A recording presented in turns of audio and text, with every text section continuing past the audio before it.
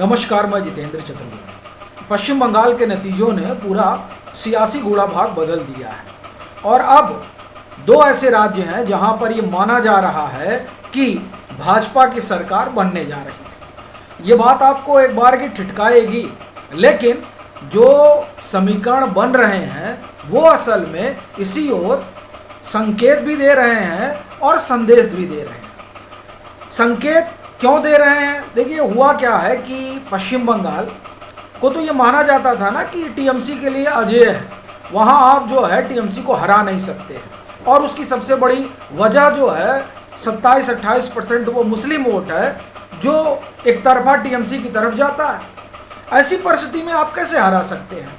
ये एक धारणा थी।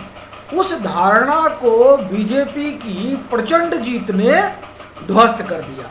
तो इस कारण हुआ क्या है कि कुछ एक जगहों पर जो स्थानीय क्षत्रप हैं वो हिले हैं और उनको लग रहा है कि अगर हम जहां हैं वहां ठीक ठाक और मजबूत स्थिति में बने रहना है तो उसके लिए ज़रूरी है कि भाजपा का दामन थाम लिया जाए। एक तो ये समीकरण वाला मसला है। दूसरा मामला जो है वो इस बात से जुड़ा हुआ है कि साहब, सेंटर के साथ अपने रिश्ते बेहतर रहेंगे तो हम विकास भी अपने सूबे का कर पाएंगे। क्योंकि अंतोगत्वा जब आप चुनाव में जाएंगे तो समीकरण तो बाद में काम आएगा। पहले जनता ये पूछेगी कि भाई 5 साल में तुमने किया क्या है हमारे लिए। तो ये बताने के लिए ज़रूरी है कि अपने पास केंद्र का सहयोग हो, केंद्र से पूरा फंड मिले। तो ये दोनों चीज़ें जो हैं वो काम कर रही हैं दो स्टेटों में। एक जो है वो तेलंगाना है। अब आप कहेंगे क्या बात कर रहे हैं, बिना सिर पैर की बात आप करने लगे, कोई प्रमाण है आपके पास? कई लोग तो सबूत भी मांगने लगेंगे। तो खैर, अब रेवंत रेड्डी आपको कान में आके तो बताएंगे नहीं, लेकिन 10 मई की जो घटना है वो बड़ी महत्वपूर्ण है। और उसके बाद में बीजेपी के सांसद हैं, उनका जो बयान है, उनका बयान आज ही का है, नहीं 19 मई का है, ठीक है, यानी एक रोज़ पहले का वो बयान और 10 मई की घटना, अगर आप इन दोनों को साथ जोड़कर देखें तो आप समझ जाएंगे कि तेलंगाना में बड़ा खेल हो सकता है। और उसकी पटकथा किसी और ने नहीं, खुद प्रधानमंत्री नरेंद्र मोदी ने लिखी है। तो क्या हुआ, पहले वहाँ जानते हैं, फिर दूसरा जो स्टेट है वहाँ चलते हैं। 10 तारीख को पीएम तेलंगाना में थे। रेवंत रेड्डी विकास करना चाहते हैं अपने सूबे का और वो चाहते हैं कि वो तेलंगाना को गुजरात की तरह चमका दे। जाहिर सी बात है, उसके लिए सेंटर की भी मदद की ज़रूरत होती है। तो उन्होंने कहा कि साहब, जिस तरह से मनमोहन सिंह की सरकार ने गुजरात की मदद की थी, उसी तरह से आप जो है हमारी मदद करिए। पीएम ने कहा हमें कोई दिक्कत नहीं है, हम आपकी मदद तो करेंगे, लेकिन फिर आपका संकट बढ़ जाएगा। यानी पीएम ये कहना चाह रहे थे कि अगर हम मदद करना शुरू किए तो आपकी पार्टी का जो आला कमान है वो आपको संदेह की नज़र से देखिएगा। सीधी बात है, उनको लगेगा कि साहब क्या पकड़ा है इनका नरेंद्र मोदी के साथ, तो आपके लिए मामला गड़बड़ हो जाएगा। तो आप एक काम करिए, आपकी भी मंशा अच्छी है, आप विकास करना चाहते हैं और हम भी चाहते हैं कि हर सूबे का विकास हो। चूँकि देश का विकास तभी होगा जब उसकी जो इकाई है राज्य, वह भी विकसित होगा। तो हम देश को विकसित बनाना चाहते हैं, आप अपने सूबे को विकसित बनाना चाहते हैं, तो हम दोनों लोग आइए मिल जाते हैं। पीएम ने कहा तो हंसते हुए, लेकिन इसके संदेश बहुत बड़े हैं। और ये इसलिए कह रहा हूँ चूँकि देखिए, अभी जो तेलंगाना के सांसद हैं बीजेपी के, वो क्या कह रहे हैं? वो कह रहे हैं कि जो रेवंत रेड्डी है, देखिए उनका स्टेटमेंट है, अगले शुभेंदु अधिकारी बनेंगे रेवंत रेड्डी। अब देखिए, ये आज आ रहा है, ये उसी दिन आ जाता, लेकिन नहीं। मीडिया रिपोर्ट्स के अनुसार निजामाबाद सांसद धर्मपुरी अरविंद ने दावा किया है कि रेवंत रेड्डी भी कांग्रेस छोड़कर पार्टी बदल सकते हैं। और इस दौरान उन्होंने रेड्डी और अधिकारी की तुलना कर दी। उन्होंने दावा किया कि कांग्रेस अगले तेलंगाना विधानसभा चुनाव में हार का सामना उसको करना पड़ेगा। ठीक है, वो तो मतलब कह रहे हैं कि वो हार जाएंगे। क्यों हार जाएंगे? इसलिए हार जाएंगे कि जिस चेहरे पर ये चुनाव जीते हैं वो चेहरा तो हमारे साथ आने जा रहा है। अब देखिए, ये सभी जान रहे हैं कि जिस तेलंगाना चुनाव को ये माना जा रहा था कि बीजेपी निकालेगी, उस चुनाव को कांग्रेस ने नहीं पलटा, रेवंत रेड्डी ने पलट दिया।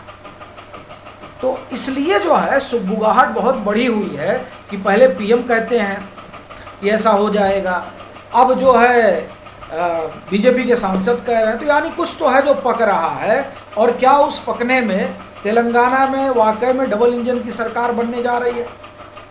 इस तरह की संभावना को नकारा नहीं जा सकता है, जिस तरह से पीएम ने उनको खुला ऑफर दिया है।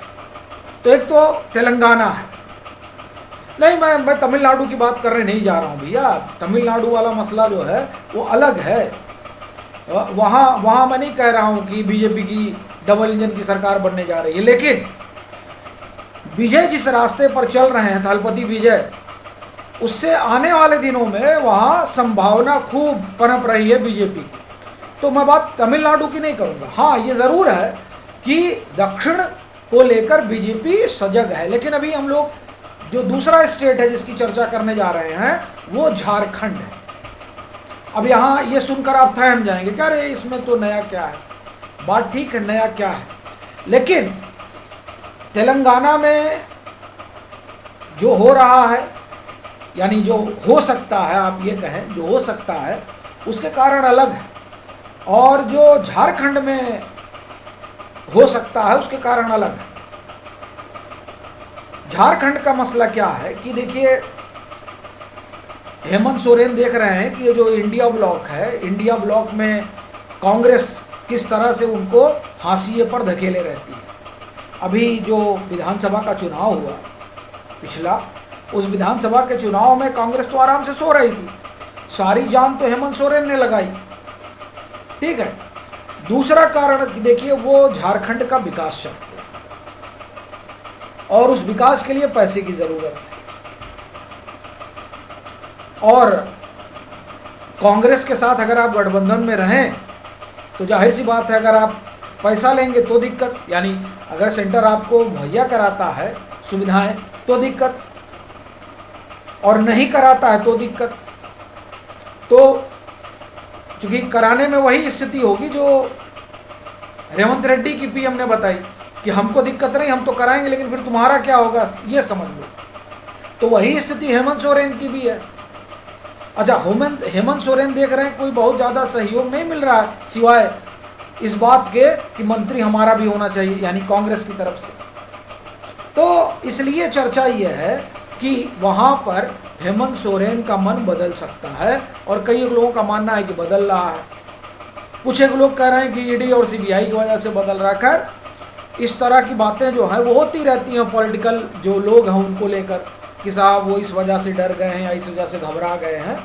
लेकिन देखिए, किसी नेता के लिए ये डरने वाला मसला घबराने वाला नहीं होता, क्योंकि अगर डरने और घबराने का मसला होता तो हेमंत सोरेन ने तो जेल में रहते हुए चुनाव लड़ा है, एक तरह से कहा जाए।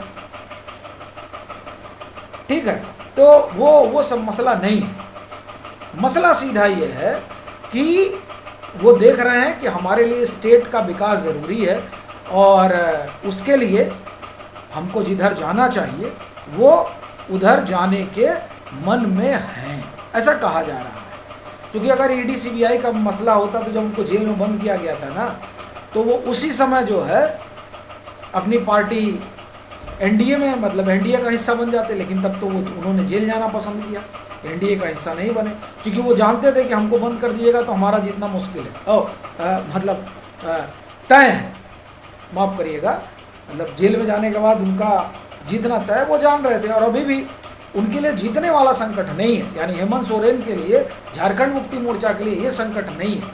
संकट ये है कि विकास कैसे किया जाए। तो ये जो चीज़ें हैं, डबल इंजन की सरकार में विकास तेज होता है, नहीं तो फिर उसमें तमाम तरह की, अब इनसे सहमति लो, उनसे सहमति लो, पहले तो इंडी ब्लॉक के भीतर ही सहमति ले लो कि क्या करना है। ठीक है, तो ये तमाम सारी चीज़ें, अच्छा इंडी ब्लॉक है तो मंत्री भी उनके हैं तो वो यही नहीं करेंगे, इस तरह की तमाम सारी चीज़ें हैं। तो ये माना जा रहा है कि ये दो स्टेट जो हैं यहाँ पर संभावना इस बात की पूरी है कि डबल इंजन की सरकार बनी। और बाकी ये देखने वाली चीज़ रहेगी कि किस करवट पूरा ताना बाना बैठता है।